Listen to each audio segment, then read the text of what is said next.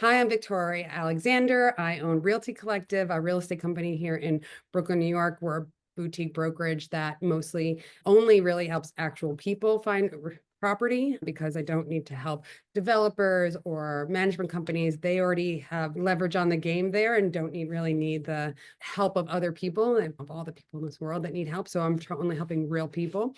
And part of what our ethos is education. And so just educating people all different parts of this process, from home ownership to selling to renting, for landlords, like guiding them through the process, and want to make sure that we're just being a source of information and education to guide people through this, because there's a lot of gatekeeping in this industry. But I think that there's a lot of challenges, and that's why we wanted to kick it off working with the Wealth Fund ladies over here this year, is trying to get into the mindset of creating equity for yourself so you can, and saving so you can purchase your own property or have an emergency fund or set yourself up for success and empower yourself through knowing what your finances are. So I'm going to turn it over to them. And we wanted to kick off 2025 just with some basics of some financial education here, so that in the future, if your goal is to buy a house or have savings for a rainy day, that you're going to be able to do that. So why don't you guys take it away? Thank you. Thanks, Victoria. Thank you so much for having us. Delana is going to pull up a little slide deck to present so that we can introduce Wealthkind and go over briefly some financial wellness concepts for you all.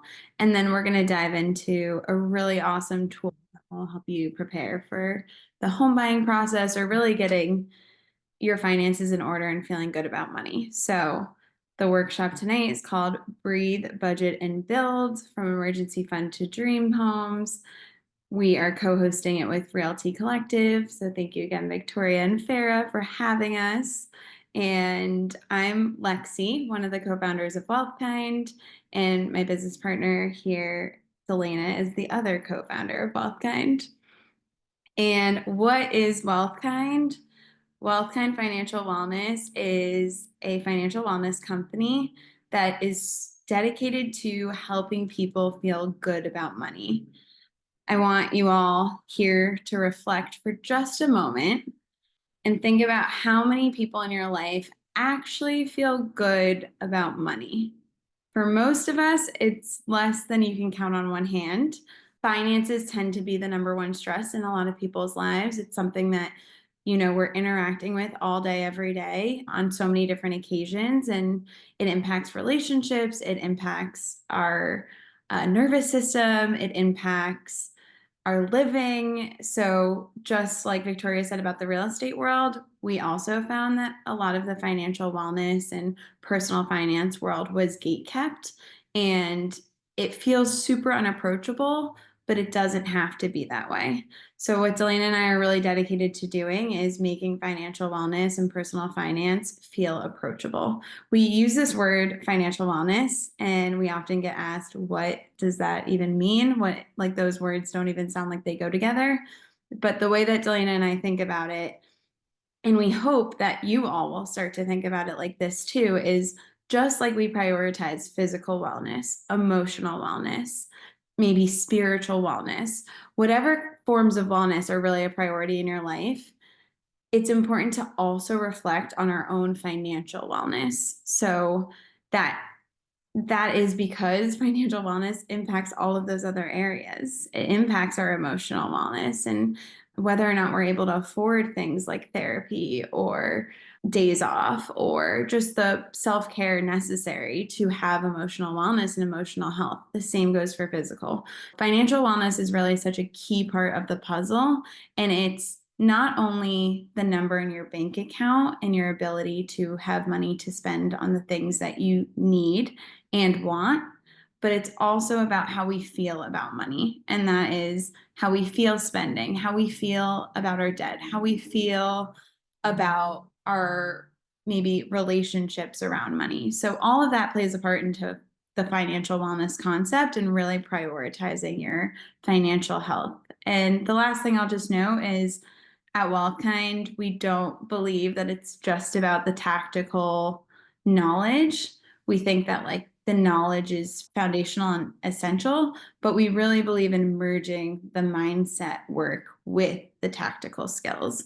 So we rarely teach a workshop or a class without bringing some form of mindset work into the class, because not only, as I've mentioned, is it the numbers, but it's also takes a lot of psychological work, because money can be really traumatic. We all have our own history with money, and the mindset piece is really important. So we'll get into a little bit of both tonight. Thank you. Hey guys, I'm Delana Bristow, the other half of Wealthkind. We really appreciate you having us tonight. We love being in front of other communities and just getting the word out there. I think we have a similar ethos. So appreciate you guys having us tonight. And Lexi said, our intention is tonight to shift our mindset from money being something that's shameful and stressful, and to put that mindset on hold, if that's creeping into the back of your head right now, and try to see how money can be abundant, it can be joyful, and it can flow with ease. So tonight, be compassionate with yourself. Money can bring up a lot, as Lexi said. So what we're going to do for tonight is first we'll have a grounding moment, because it's always important to center yourself when we start to have these conversations around money. Then we're going to talk about a really important mindset shift that's critical when you are becoming financially well, when you are saving for a house, when you have a really big money goal. Then we're going to spend the majority of our time going over our tool that we call the Align Tracker. This is our holy grail tool. We use it, we love it.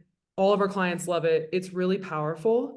And I will say, when getting into the numbers, don't be afraid.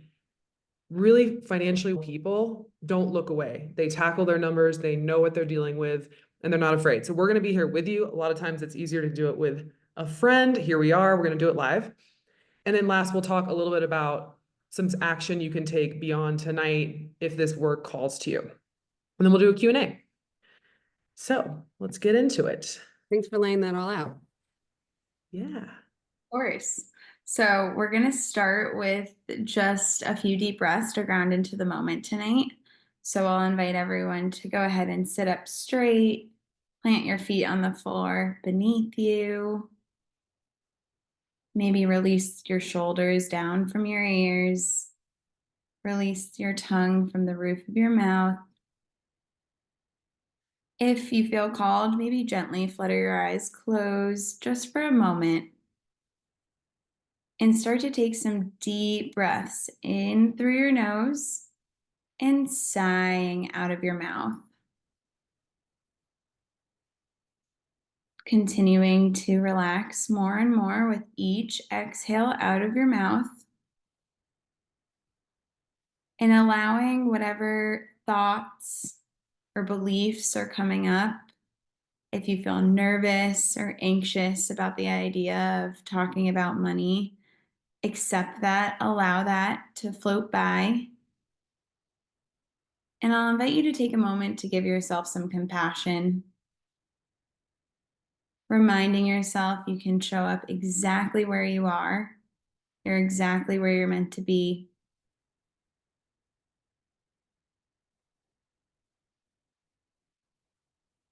Continuing to deepen your breath.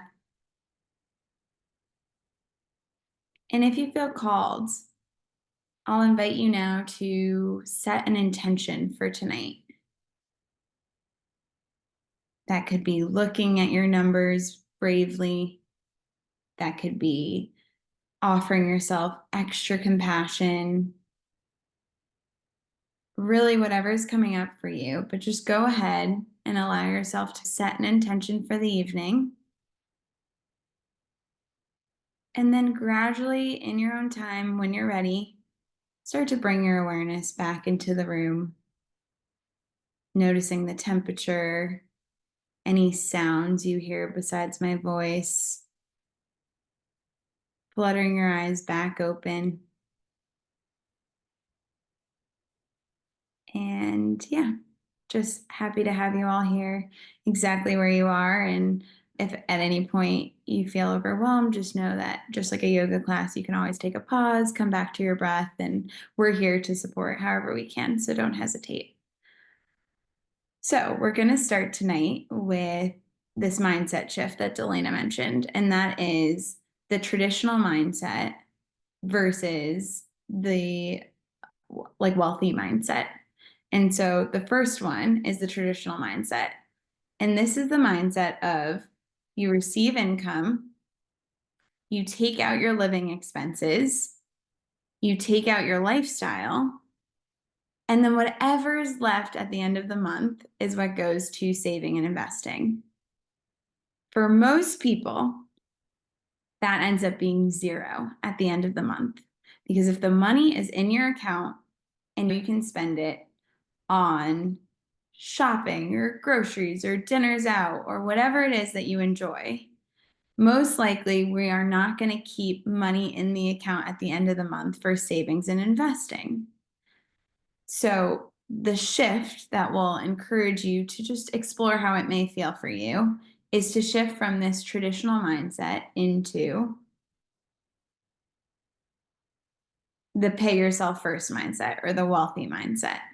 So this concept of paying yourself first is a little bit different, and it doesn't have to feel like a huge change in your life. You can start small, but instead of doing what we just explained before, where you're just savings and investing for what's left at the end of the month, you're going to get paid, you'll get your income, and then you'll immediately take out your savings and investing. So you are paying your future self first.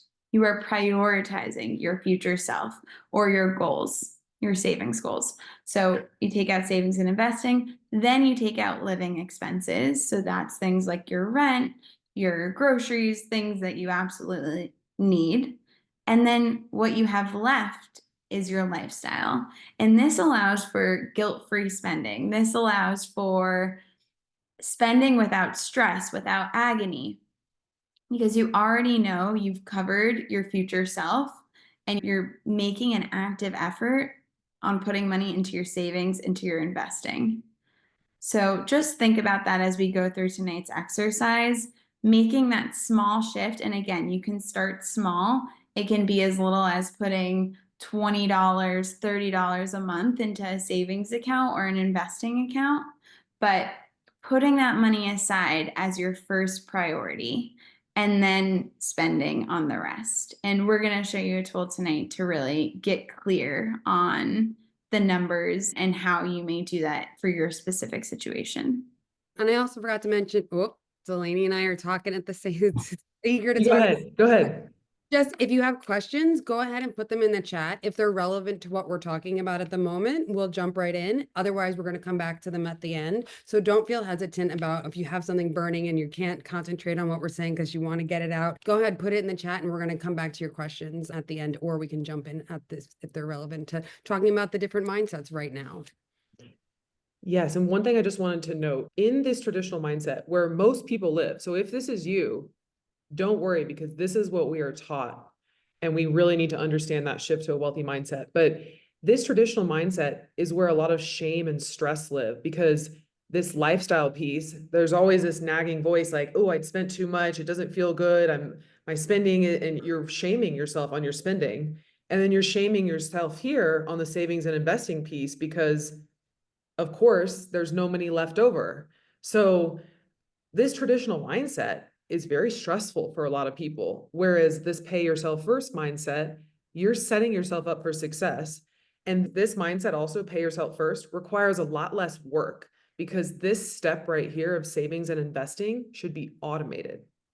And so there's this idea with money that you need to spend all of this time, and it's work intensive to have a really high quality financial relationship. But actually, it takes work on the front end to set up your systems. And then you just set it and forget it. So when you're saving for that down payment, you know that goal, and your accounts are set up so that you are saving for that down payment proactively. That goal is taken care of.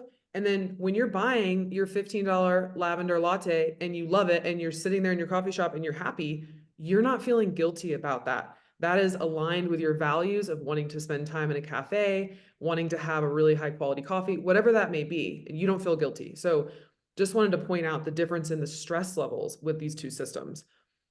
And as Lexi said, automation. If there's one thing you take from tonight, take how important it is to automate your finances. That is where you relieve yourself of this stress. You do not need to spend hours and hours every month working on your money. In fact, the more time you're spending on your money, the less financially well. That's a clue to us that you're not quite set up for success. Automation comes in at the savings and investing point in the equation. And put the onus on your bank. If you are like, I don't know how to automate something, call them and say, walk me through how to automate this. Every single bank has a way that you can automate. So an example of this would be your income comes in on the first. On the second or the third, you have your bank automatically set up a transfer to your account that's designated for your down payment.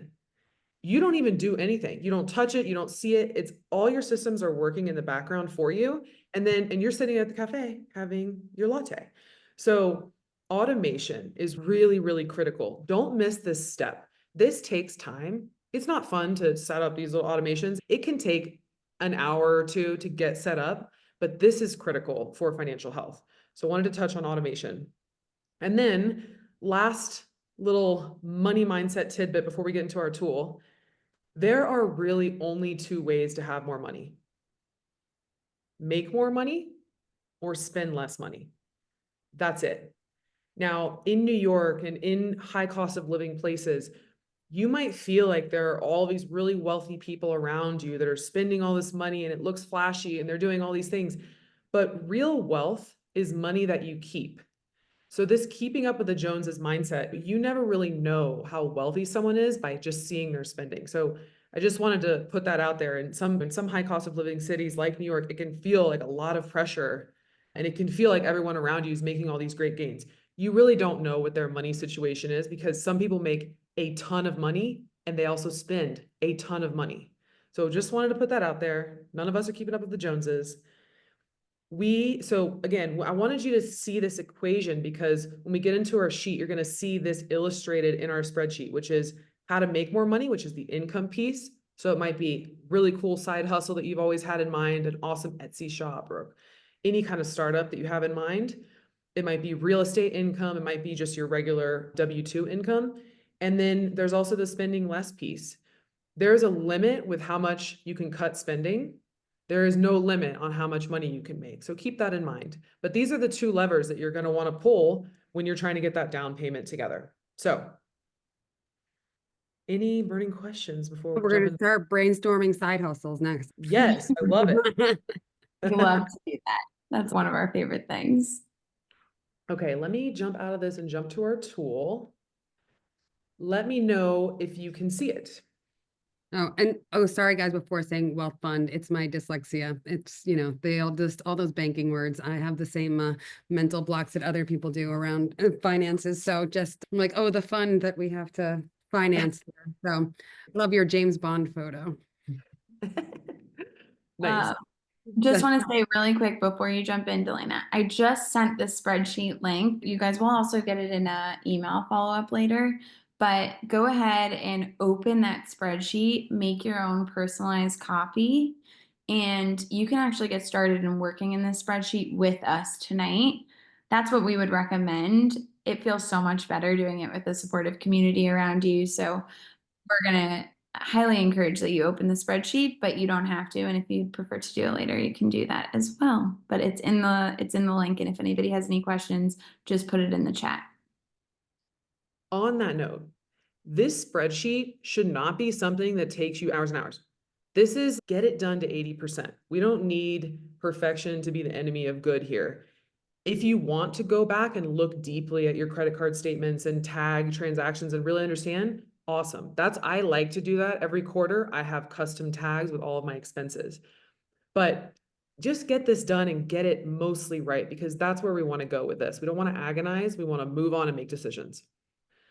Also, don't be overwhelmed by this tool. I'm going to walk you through each section of it and show you how to use it. We're going to walk through a real example of someone who could be theoretically living in New York. And then we're going to make another tab. We're going to copy this over and we're going to play with these numbers a little bit to see how we can make more room in our numbers for something like a down payment.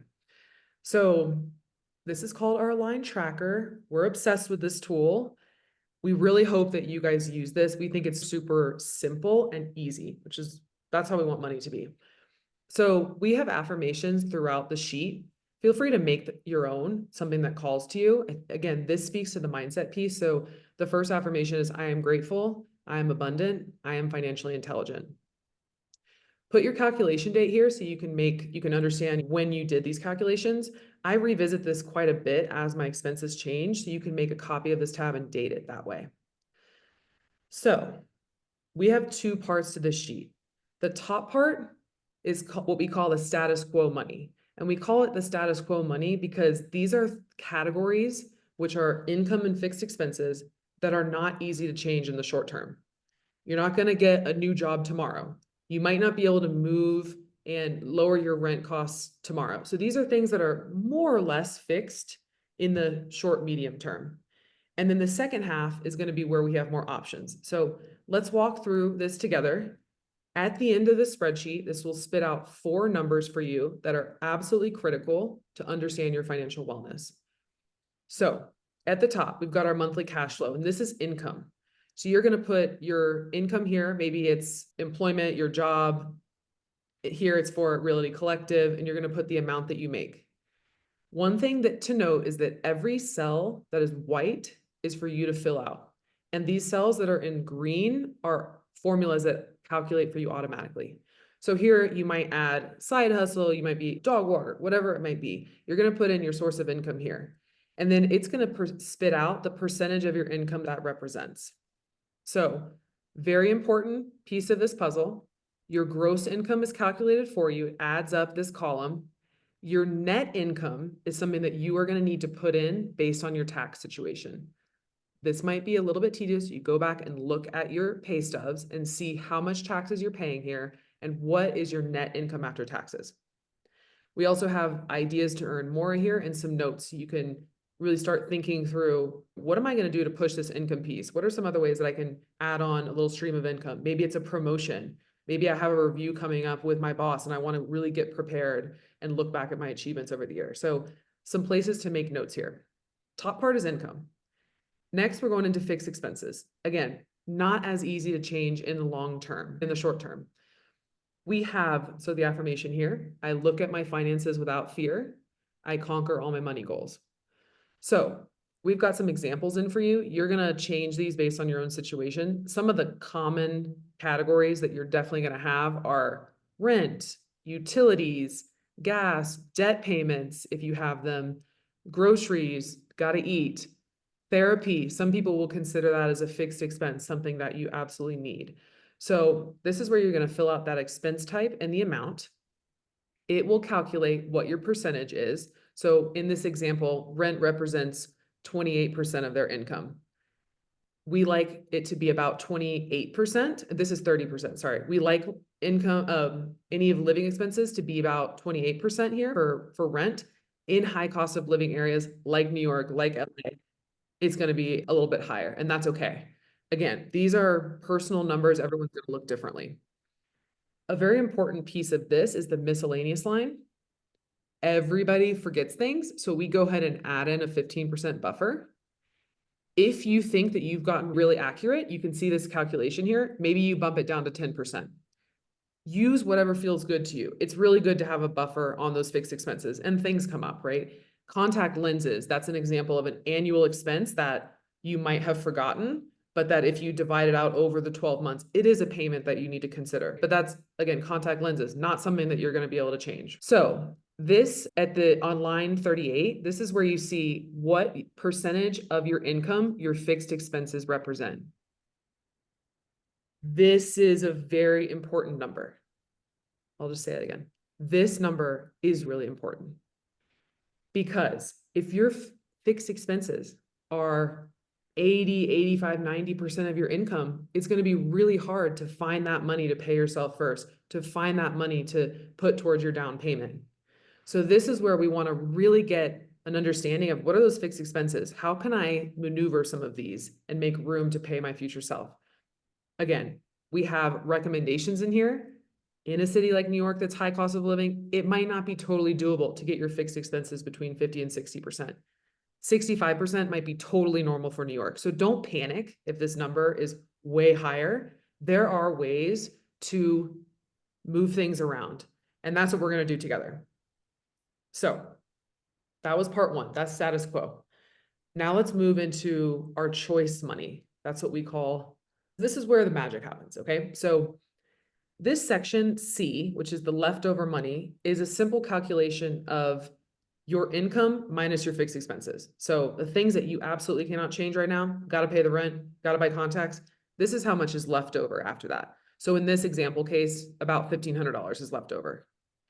Next, you're going to put in your debt repayments. So debt type, maybe it's a credit card, maybe it's a student loan or a personal loan. You're going to put in the institution that holds that loan and how much you're contributing monthly. That will also pop out the percentage of your income that represents. Very important, column E here, interest rate. Financially, people are not afraid to look up their interest rate. It can be hard to find. That credit card company is going to bury that piece of information. They don't want you to know how much they're charging you to borrow money. Call them, ask the interest rate. Don't be afraid. Get this information. Have a full understanding of your numbers. And then here, also column F, very important, ideas to contribute more. So you want to knock that debt out, especially if it's high interest debt, so that you can channel money to create your down payment.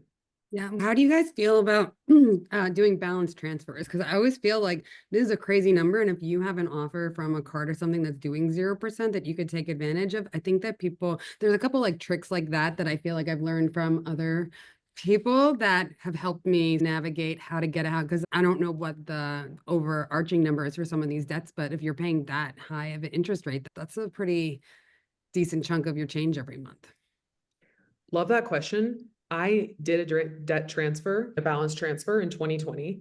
Also, I just want to say, I had 25K at credit card debt. It was at 20% interest. I was fully panicked about my money, in fight or flight, feeling super stressed. Now I feel incredibly abundant, on top of it, in control. I've bought 2 properties now, thriving.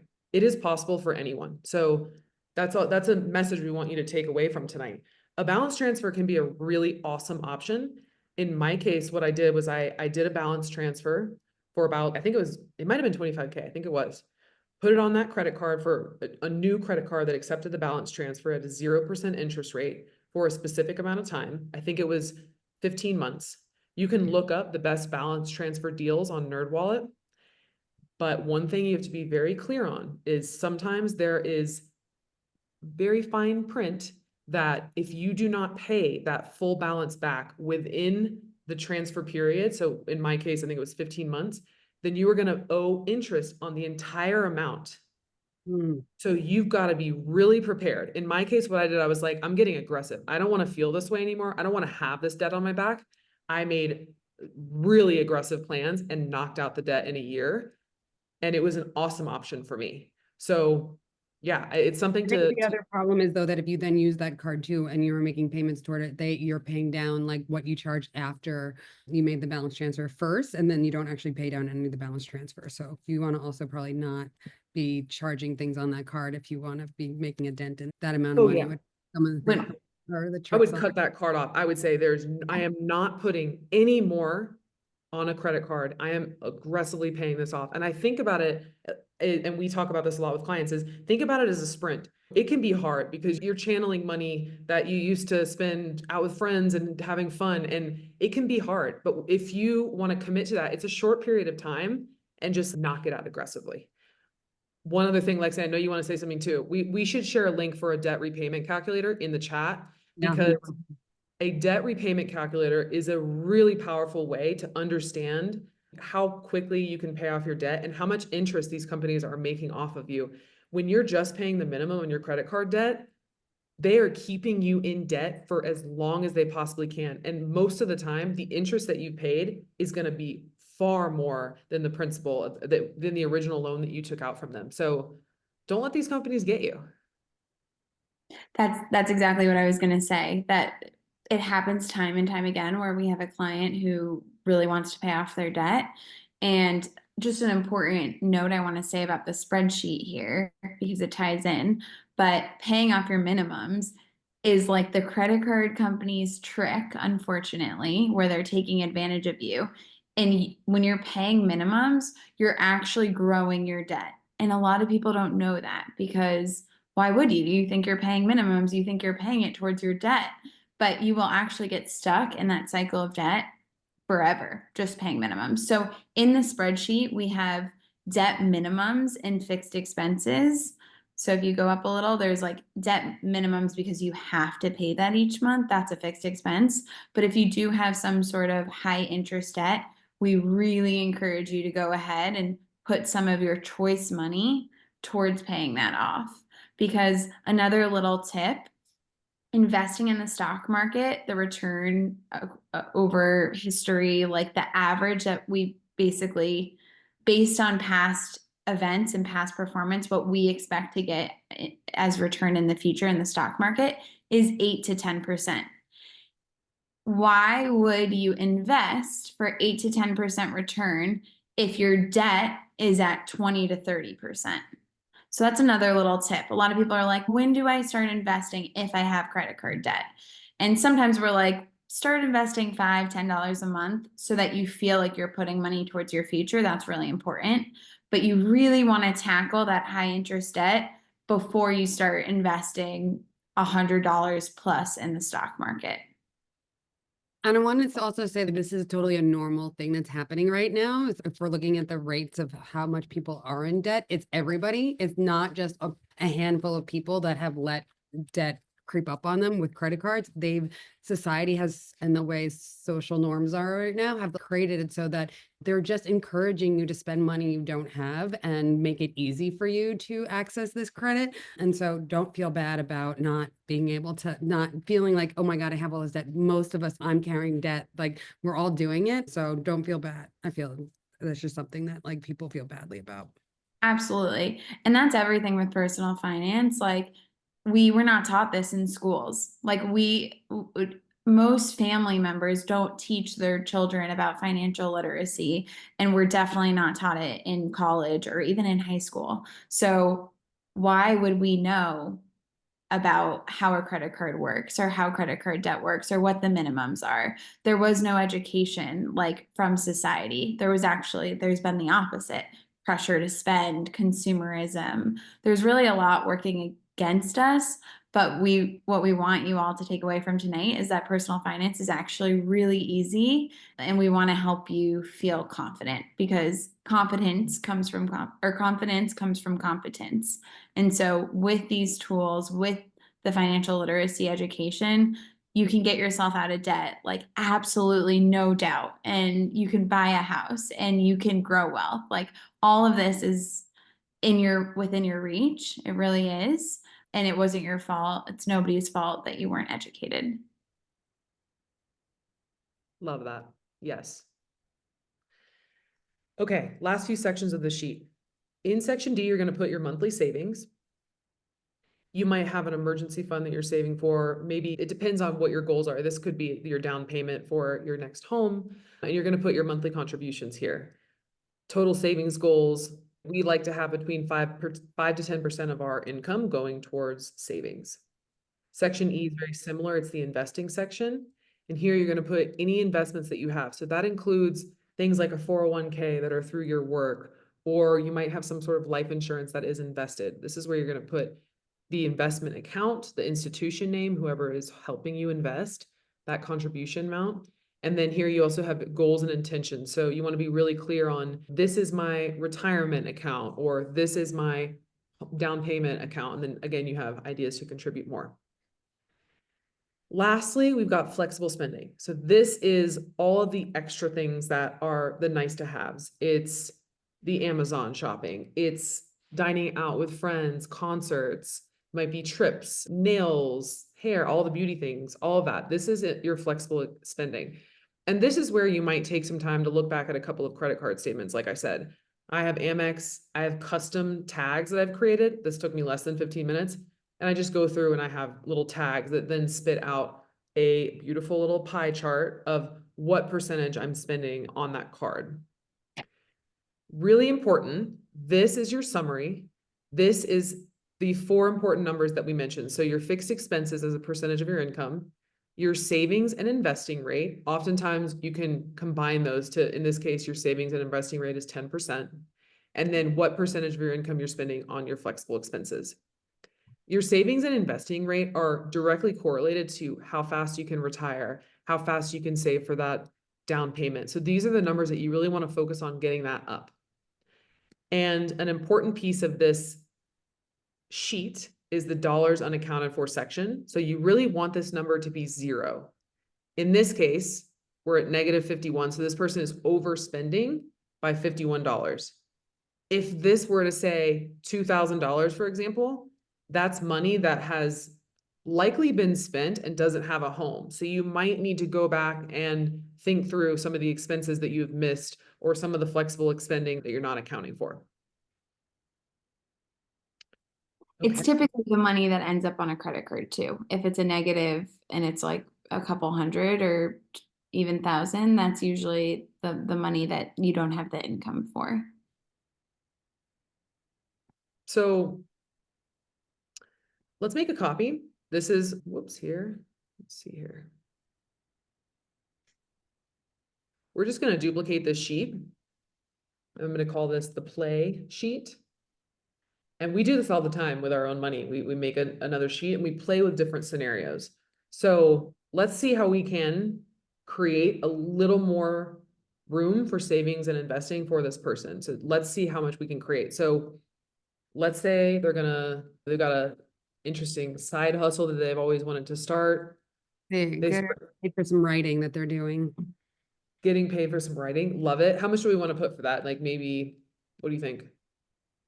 I don't know, $400 to $500 a month, maybe, depending on how much copywriting you're doing for other people. Let's put 500.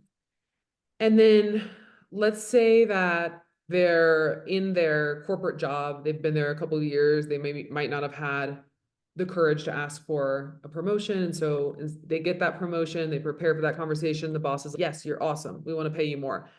And let's say maybe they get, let's say like 8,300 more. Now they're 8,300 instead of a little bit over 7,000. Okay, so again, make sure that you update this net income number because that is something that you manually have to do based on your taxes. So let's say that this is, let's add 6,500 to it because that's how much we added más o menos. Let's see here. Okay. We're just switching to Spanish. Say that again. Más o menos. Oh yeah. Guys, I live in Mexico, so I'm gonna sneak in some Spanish. Okay, and then for fixed expenses. Before you even change it though, Delana, let's see how that changes the 4 numbers at the bottom of the screen. Like Delana said, the ways to have more money are to either make more money or to cut your expenses. So just increasing your income gets your fixed expenses down to 56%. And then look at all that extra money in dollars unaccounted for that can be funneled into debt repayment, savings, and investing. It's a huge difference. So yeah, 71 to 56, huge. Now you're in the healthy range of your fixed expenses being between 50 and 60% of your income. Not saying it's easy to whip up a side hustle. Of course it's not. But keeping your eyes open and your heart open for what are some of those awesome skills that I have that I could put to use, or do I have a friend that is starting a business that I could jump onto, or yeah, so that this, again, we're not saying that's easy, but it's something to think through. not easy, worth it. Yeah, but sometimes it is because it's not like your full-time gig that you're like, oh, on the weekend I can do this thing that like gives me joy also and feeds my soul and brings me out other people. And it's not a huge amount of money, but I get to be around people I like and do something I love doing, plus also get paid for it. And otherwise you might be doing it for free. So just trying to align those two things, I think makes a lot of sense for if you have passion projects. Yeah, even bartending twice a month or something like that. That's fun, and making drinks and meeting people. And you might add $1,000 to your income. That can make a massive difference in putting that money towards your down payment fund. When I first started Realty Collective, I still bartended one Sunday afternoons, and it was super fun. And I liked it, and it was a great way to meet people and also change of scenery and helped me not be on my phone or my computer or like doing other things all the time. Love it. Okay, so in this scenario, I also want to, so again, we made some tweaks on the income. Now we're looking at almost $2,900 of money that we can choose where we're spending that. So let's say that this person says, I'm done with Amex making all this money off of me. I'm gonna get aggressive, and they pay down their debt significantly. So let's say they wipe out this $210 debt, they wipe that out and that becomes zero. And this $200 debt becomes, let's say it becomes like 150 or something. I'm not saying you totally wipe it out, but you get into a much more manageable place, right? So now our total debt repayment is at 5%, a little bit more manageable. And that's creating more space. So now we have about $1,600 in money that we can put somewhere else. Money needs a home. If you don't find a home for your money, you're going to spend it. That's exactly what people do. So we got to find a home for our money. Now, let's say we're at this flexible spending at 6% is honestly too low. This person is likely restricting too much. They are not having any fun with their money. So there's always a healthy balance between paying ourselves first and taking care of our future self, and also enjoying our money and finding joy in our spending. Spending is a skill that we have to fine tune. So we want to align our spending with our values. And you might have a couple of things that you want to add in here that are important. I think that dining out, maybe it's a sports team that you want to join and you're spending $100 on that a month, or give me some other categories. Concerts. I really enjoy live music. Live music is a value of mine. I'd really like to see more artists. Concerts. Okay, maybe you're spending $150 a month on that, and astrologer, whatever it might be. Maybe you have a $50 astrology appointment. Okay, so 11% still might be a little bit low, honestly. I think if I were to see these numbers for a client, I'd say you're probably missing some categories and things that you're not actually thinking about that you're spending on. So a good thing to go back and check. So in this example, even though I've added fixed expenses here that maybe were overlooked, we still have almost $1,300 to channel to our future selves. So let's give that a home. So maybe it's the emergency fund. Little quick mini lesson. An emergency fund is the most beautiful thing to have. It gives you peace of mind. It is not about if an emergency is going to happen, it's when it's going to happen. They always happen. It's really important to create financial safety for yourself. When you have an emergency fund, it just feels so healthy. If you are ever in an abusive situation at work, or if you are ever having some issues and you need to take time off, you can rely on your emergency fund. So in this case, let's say this person doesn't have an emergency fund. They have about $1,300 to contribute.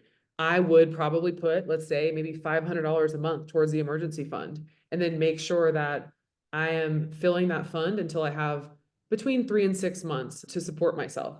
I like to have a year because I have a child. So I'm like extra emergency. So it depends on how you feel about money. You might be someone who has a really consistent job and you have a lot of job security, and you might be comfortable with a smaller emergency fund.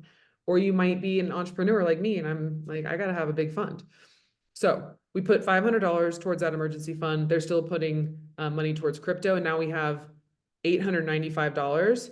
Let's put that in where am I here?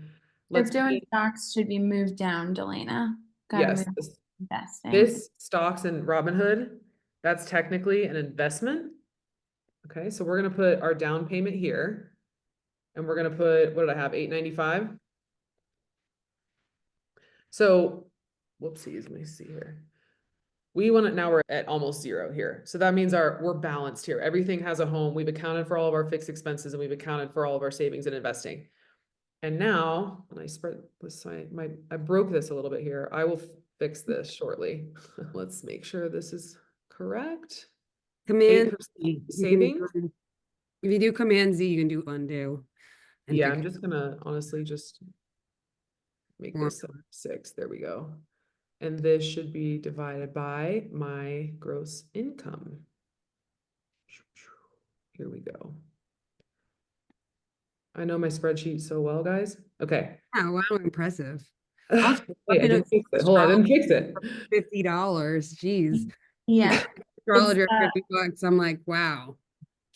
It's the 73, Delana, is the glitch. Yeah.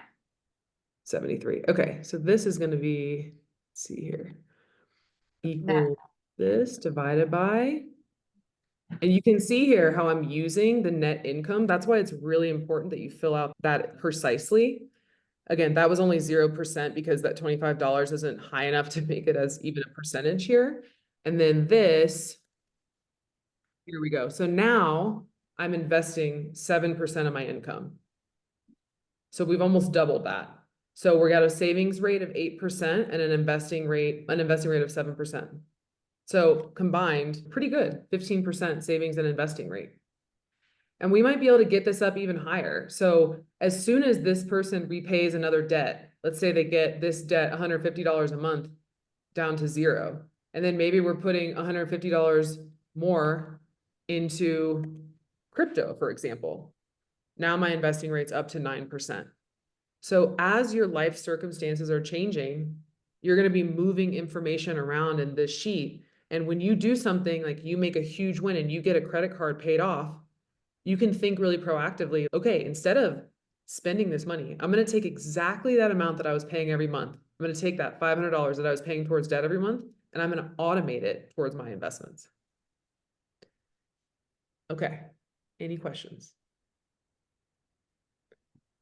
Lexi, I'm going to let you take over for this next sheet that we've added for our crew here.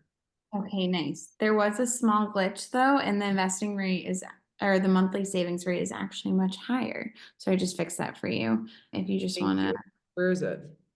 in the play sheet. Okay, in our play sheet. Thank you. Yeah, you're welcome. So just so everyone knows, yeah, the savings rate with the down payment is actually becomes 21%, which is, it's great in the sense of if somebody's like looking to sprint and they know they want to buy a house in the next couple years. It might require getting your savings and investing rate up that high. Another thing that we tell a lot of our clients is we look at our finance and our financial wellness path as chapters. And so there might be certain chapters of our life where we're saving and investing more. And there might be certain chapters of our life where we're enjoying more. And reflecting on what chapter you feel like you're in or you want to be in 2025 helps you to give yourself permission, whether it is really hunkering down and saving a lot for a house or really enjoying your money because you've been working really hard and you've been saving and investing, whatever the case may be, or paying off debt. But encourage you all to just take a moment to reflect. I'm going to quickly go over this second tool that we have, which is our savings goals tab. And so much like the other one, there are affirmations here that kind of relate to savings, and saying them out loud or saying them in the mirror, just reading them can really help in the mindset piece of starting to save. So you'll fill out the calculation date at the top. Then we actually built in an emergency fund calculator. So like Delana mentioned, an emergency fund is essential because you want to make sure that if something happens, something goes wrong, you lose your job, or an unexpected health expense or like a car expense, whatever the case may be, comes up, that you have the resources to pay. Because the last thing that you want is an emergency to come up, you don't have the money in an account, and then you get into the trap of credit card debt. So having an emergency fund there is like your parachute. It's there to catch you when life gets hard. So this tool takes into account your fixed expense from that Align Tracker tab that you just filled out.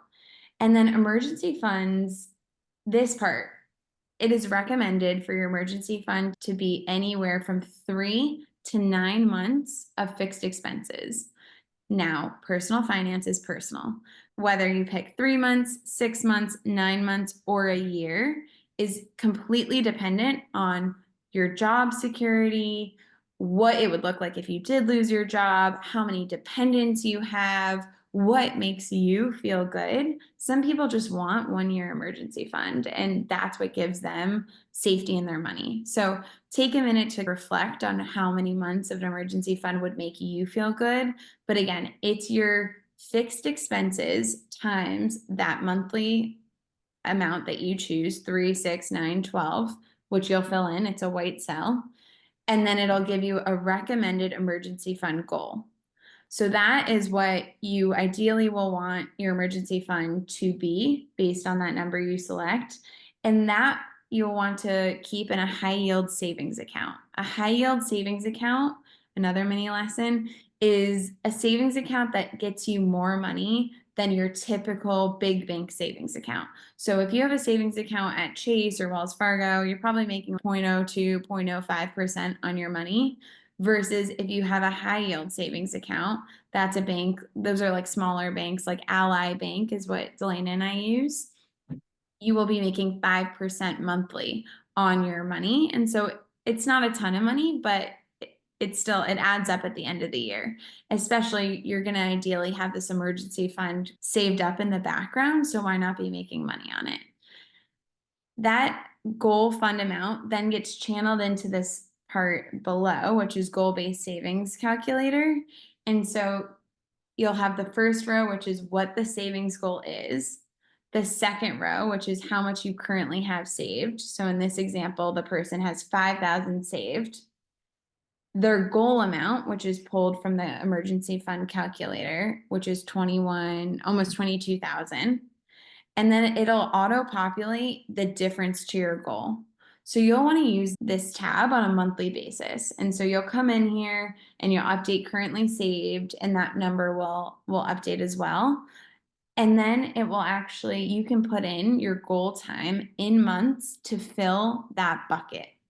So if you want to fill your emergency fund in 2 years, it's going to spit out how much you need to put aside in the monthly amount column. So for this person, if they wanted to get to $22,000 in 2 years, they're going to have to save $700 a month towards that. Now that's when you go back to your aligned tracker sheet and you say, where can I loosen up $700? Is it adding a side hustle? Is it cutting Amazon completely out of my budget? Is it lowering my concert or my dining out budget for each month? But you will basically use these tools in tandem to save for the goals that matter to you. And just want to quickly note, it's not just the emergency fund. There's tons of other spaces. So if buying a house in the foreseeable future is a priority of yours, you might want to get with Realty Collective and maybe a lender that they recommend and figure out how much a down payment may be based on what you're looking for. And so then you'll put that in the goal amount, that down payment amount. You'll put how much you currently have saved. It'll auto-populate the difference to the goal. And then you'll put in your goal time. So are you trying to buy a house in 3 years, 5 years? And again, it'll spit out exactly how much you should be automating, keyword here, automating, into those savings accounts each month. So this is a really awesome tool. And Delana and I both use Ally Bank for our high yield savings accounts because they allow you to do buckets for different savings goals. Amazing. Okay, that's our tool. Use it. And if you have any questions, email us. So I just wanted to quickly touch on what we do and how you can work with us. And then let's go through some questions. So we have 3 ways you can work with us. First is our course called Financial Foundations. We've put hundreds of hours into honing this course. It is easy to understand. It's fun. We make money really exciting. So we've got our next cohort that starts January 21st. Sorry, this is all for the ladies. We do work with men one-on-one, but this course is specifically for women to create a really safe and intimate space for women. Apply, come join us. It's a month-long course and people get so much done in a month. It's unbelievable. We teach you all about how to invest mostly in the stock market, which is an incredible way to build wealth. It's equal parts money mindset, like we did a little bit tonight, with tools. So we really bring those 2 things together. We also do one-on-one coaching. We're going to send you our Calendly link. If you want to book a session with us, book a free 30-minute session and we'll dive into any money concept that's on your mind and we'll try to help you out. And then if neither of these call to you right now, this isn't for you right now, join us on free events. We had an awesome journaling money mindset activity at the end of last year. We're trying to think of really interesting ways to get people together talking about money. So lots of free events. Here's where to find us, book time with us, follow our Instagram. We just started our social. We were really hesitant on social, but we're there. Email us. Here's our website at wealthkind.com. Thank you guys for having us. This was fun. I think it was a really great way to kick off the year, to just let all this stuff soak in and go through this tool. And I hope people followed along, or if they're rewatching, follow along, do it so you have a accountability buddy, because I think that's the hardest thing, is there's this mental block about taking first steps. So there is a question in the chat. I want to make sure we get to the questions because we have these experts here with us. So let's get into it. Yeah, and I just want to say for the Q&A, we definitely have a few minutes we can stay. We want to answer any questions you have on money, and we'd even love to see some of your faces. So no pressure, but if you feel called, take yourself off camera, take yourself off mute. We can keep this like super casual, but would love to hear from you guys who are here tonight and like spending the evening with us. We're so grateful. So yes, there's a question in the chat. Victoria, do you mind reading it for us? Sure. Let's see. It says, if you draw down on your emergency fund, let's say due to job loss, is it best to build it back up through income, or a combination of income and diverting some funds from investments that have some liquidity to them? Great question. I never want to pull money from investments. So as much as you can keep that money riding and gaining more money, I would try to use money that's coming in from your income towards your emergency fund. Now, again, things come up. If you have something that's really pressing and there's no other way to pay for it other than selling some of your investments, you might have to do that. But that's also why we like to think of the stock market as long-term investing. So over 10 years or so, that way when you're riding out the lows and highs of the market, because it goes down and up, it is not the steady, perfect curve. So as much as you can, leaving that money to ride if possible. Lexi, what would you say? Yeah. And if you're saying it, hi. And if you're saying it in regards to how I'm reading it, which is, do I stop putting my monthly amount towards investing? Say I'm putting $200 towards investing a month. Should I start putting that towards my savings? That's super dependent on your investment goals. So if you're investing for a purpose, or you're trying to max out your Roth IRA each year, then maybe you don't want to stop putting money towards your investments on a monthly basis just to fill your emergency fund. It also depends on your job stability and how much you already have in your emergency fund. So if we're talking about two different situations. If you have $0 in your emergency fund versus I have $10,000 in my emergency fund, it's a priority for me to keep investing. So I'm going to keep maxing out my retirement, and I'm going to put XYZ dollars towards savings to get back to that 20,000. Does that make sense? You just the pros and cons based on your goals. What did Yeah. you tell us a little bit? Yeah, no, and I was just like how it's very clear. For example, when we say doesn't make sense to have a high interest debt and doing that versus like investing, right? Because the rate of the high interest debt is higher than the rate of return on the investment in the same way. And it wouldn't even be so much. So right now I'm not earning, but I have a fair amount that's been saved, and I'm drawing down from it. And I don't expect it to hit zero, and I'll expect my income to come back in and a healthy amount of savings in and investments. But if ever it makes any sense to liquidate any of the investments because it's like, again, not like super emergency, but just from rates of returns, and if it ever makes sense, that's all it was about. And I think you both answered that. So yeah. Thank you so much. Thanks for Yeah, your and question.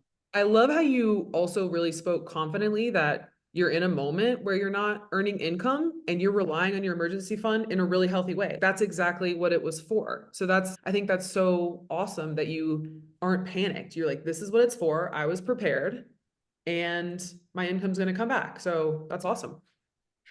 Thank you. Priscilla, hand up. Hey.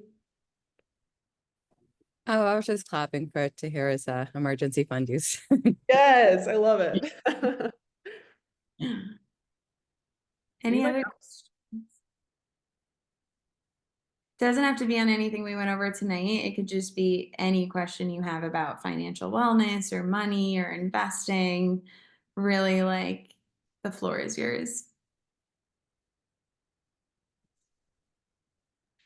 There's no questions, but I just think, like, I kept I've spent most of the day, while I couldn't do anything else with my hands, looking on Instagram and looking at all of the fires out in LA and just thinking, oh my God, somebody was talking about, oh, don't tell me to get snacks in my go bag. And I'm like, I have a go bag and it does have snacks. And you just don't understand like what you're really facing until, so being prepared for no matter what is like the most important thing. I'm not gonna reply. I might reply to that person like saying this stuff is probably triggering for you because it's not what you need to hear right now. And that's why you're responding this way.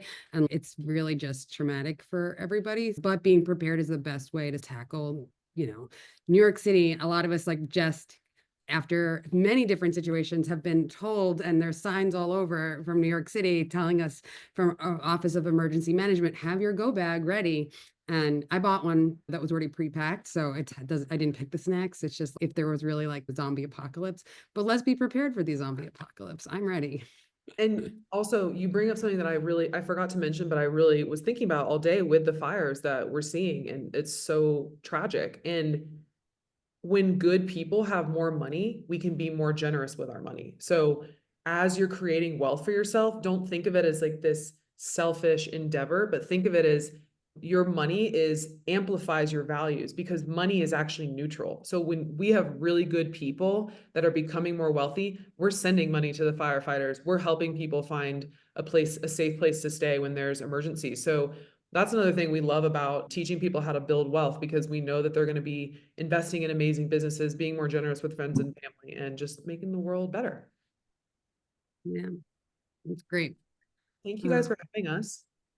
Yeah, I'm so glad we have you guys. It's really great. I think it's really important for people. And I feel like people really got a lot out of this based on the questioning and how many people signed up and showed up tonight even on this cold, frigid New York City day from all over. So I really appreciate this conversation. And I think that we'll all be around after this. But I wanted to make sure that people had a way to kick off their New Year's goals if housing was one of them, or getting a handle on their finances, because they just miraculously were. Even renting an apartment is really scrutinous right now of your finances. So just getting a grasp on it will make you feel better about entering 2025 with all this other uncertainty. So let's take control of the things we can and stop. I'm not going to focus on the things I can't control right now. And this is one way we can support each other. And I'm really glad to have you guys and love what you're doing and excited about your next cohort. That's how I heard about these guys. A friend of mine took their class and loved it. So got rave reviews from my community. And so that's why we partnered up on this, because I think that they can be a really great ally for people that are trying to figure out what this looks like for them. So thanks, guys. We'll send a follow-up email with all of our contact info, and you guys can get in touch. And if you need anything, you know where to find us. Stay well out there, guys. Thank you. Yeah, thanks, everybody. Thanks, Happy guys. 2025.